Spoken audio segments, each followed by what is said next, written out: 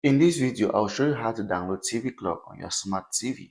This is easy. Like and subscribe to the YouTube channel if you find this video helpful. So if you want to get TVClock to your smart TV, this is what you have to do. We are going to be using an application called Downloader. This is a very important application for your smart TV. If you don't have this application on your smart TV, then you should get it.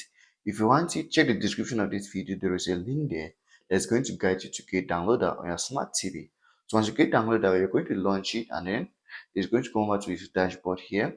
And in the dashboard, in the box here, you're going to type in TV clock. So TV clock is a tool that can help you display time on your smart TV. When your smart TV is idle, it's a very nice tool.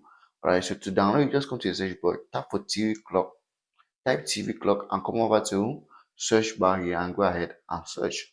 So download is going to show us where we can download TV clock from our to our smart TV.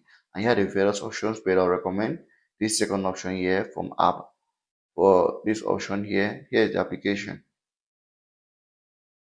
So all you have to do is to click on this link here, and then it's going to lead you to where you can download TV clock to your smart TV. It's a very easy process. Like and subscribe to the YouTube channel if you found this video helpful. So that's the download button down.